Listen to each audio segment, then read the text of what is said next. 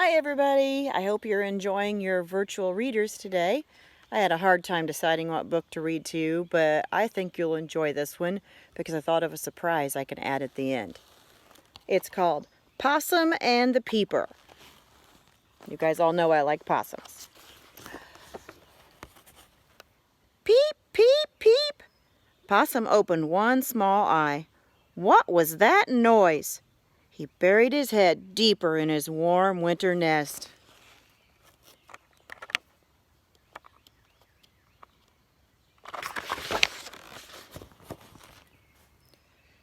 Peep, peep, peep. I'll never get back to sleep with all that racket, he said.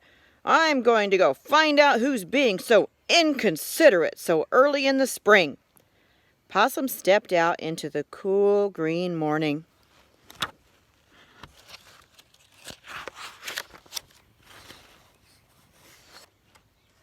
Peep, peep, peep. Possum looked up. A pair of catbirds were building their nest high in a tree among the new leaves. Is that you peeping up there? Demanded Possum. Not us, said the catbirds. We can scarcely hear ourselves sing with all that clamor.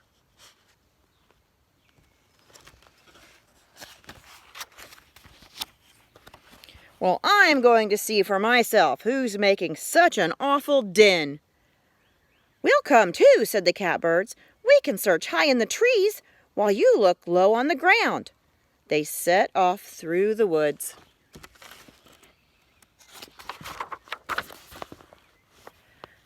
Possum stopped to sniff the trout lilies blooming along the path. Peep, peep, peep. They followed the noise up a hill.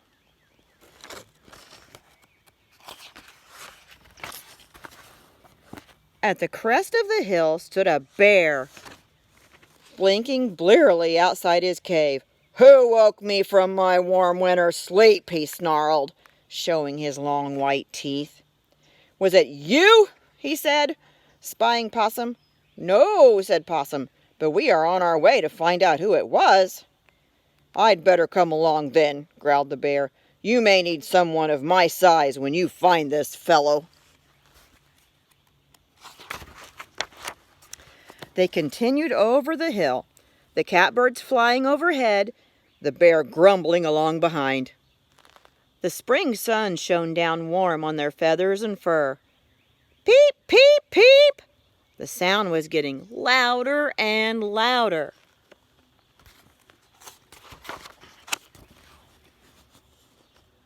They came down to a marsh where they saw a muskrat spring cleaning his house. Excuse us, shouted Possum. Have you been peeping?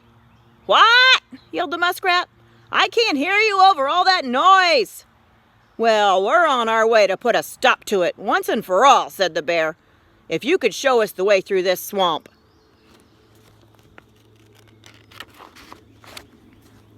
They pressed on, following the muskrat, peering between new green shoots and into the dark pools. Closer and closer, louder and louder. Do you have any guesses what it is yet? Possum pushed aside some reeds.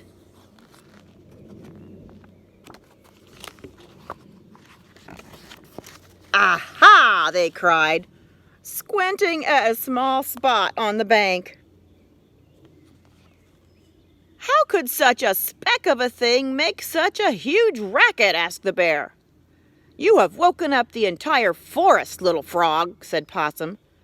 The little peeper looked up from the possum to the muskrat, to the catbirds, and finally to the bear.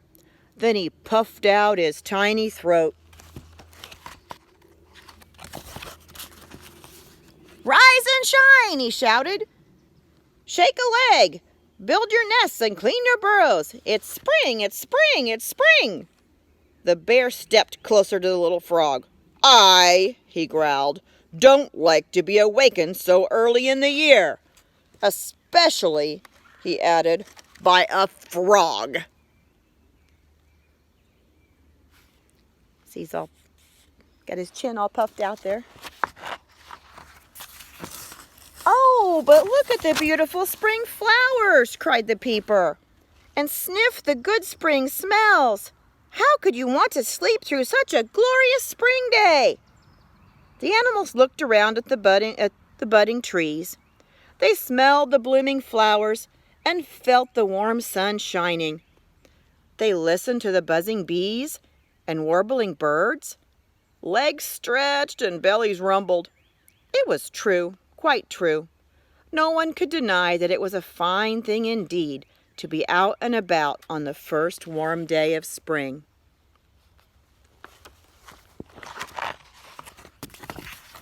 "There's nothing quite like a good walk on a spring morning," proclaimed Possum. "Won't you join us for breakfast, little Peeper?" But the spring peeper was already peeping again at the top of his lungs. "Time for breakfast, toast and tea. The early bird gets the worm. Peep, peep, peep."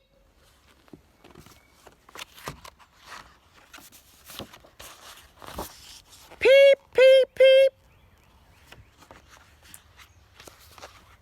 And now I'm going to show you what a little spring peeper actually looks and sounds like, because we have lots of them here around our pond.